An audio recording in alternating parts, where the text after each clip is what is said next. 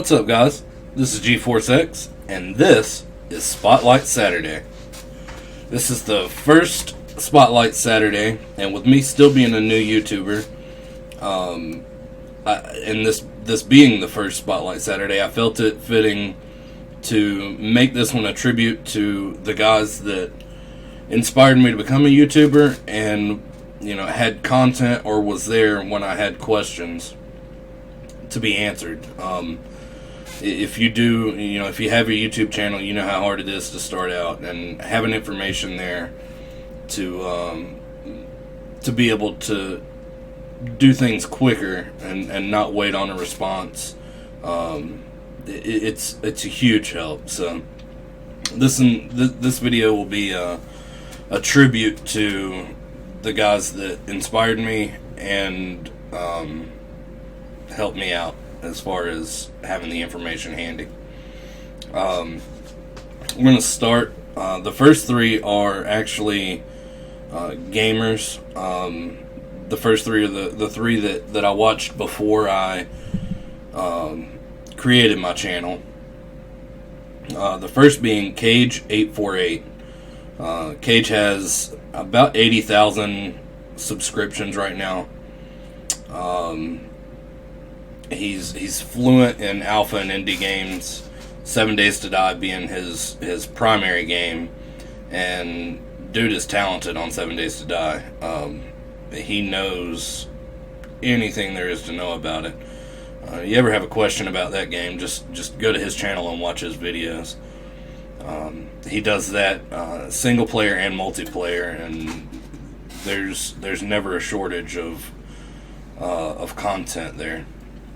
He also plays The Forest. He does that in multiplayer and single player. Subnautica, Empyrean, several more. Like I said, never a shortage of content in his channel. Always something new. And he also has a Twitch page, so you can watch him stream live. He does a lot of his grinding on streams and just makes it entertaining for everybody. So, again, that was Cage848, and I'll leave his link in the description below. Next up, we have GameEdged. GameEdged has about 5,700 subscribers right now. His primary game, and he's an alpha and indie guy too, as well as the third guy. But his primary game is The Forest, and he makes some sick builds. Massive, and he throws it up quick. I'm playing my games, and I'm thinking about the videos that I've watched from GameEdged. I'm like, how did he do it so fast? He's good at it. That's his primary game. He does that one in Actually, him and Cage are doing a collab right now, so you can check that out on their pages. He also plays 7 Days to Die, Subnautica, and a few more games as well. The Forest is his primary game. Now I want to give kudos to Game. He's a big help. He's a real nice guy, and he's the kind of guy that wants to help smaller channels. He's not massive yet, and still has that small channel mentality. So just a super nice guy, and really anxious to help. He loves having comments on his videos, and he stays active with his comments. So the third guy we have is Games for Kicks. Games for Kicks has about 23,000 subscribers. His main game is 7 Days to Die, and he has unique builds and tons of knowledge about the game as well. He plays Subnautica, 7 Days to Die, and Subnautica. He plays a couple more, but most of his channel is 7 Days to Die, and he's good at it. Pretty funny guy. A lot can be said about him, so be sure to check him out as well. The next two are guys that excuse me, have content on their page that help me out a ton, and I don't know where I would be if I hadn't found this information. I guess I could have found it somewhere else, but it would have took a lot longer. The first guy I want to mention is Jackfrags. Jack has 1.5 million subscribers, and he does a range of games, first-person shooter games, and he is talented. He plays games like Counter-Strike, The Division, Battlefield 4, Call of Duty 4, and quite a few more. And I'm not calling him out because of his gameplay, though it is amazing. I don't really play those kind of games, so I didn't watch him for that. I want to give him special tribute because of his video on DxTory. When I started doing YouTube, DxTory was my recording software of choice. And I was actually linked to Jack's video, and he goes detail by detail. He goes through all the settings and what does what and why you would want it the way it is. And that was such a huge help because I had no clue about any of it when I first started.